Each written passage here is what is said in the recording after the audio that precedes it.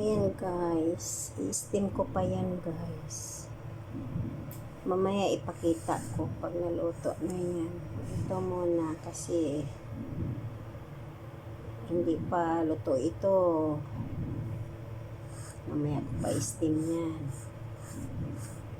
So ito yung pagkain naming lahat.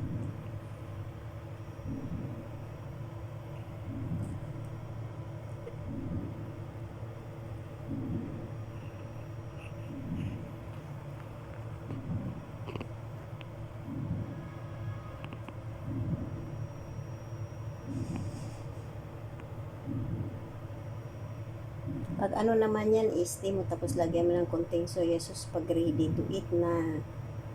Yan lang siya.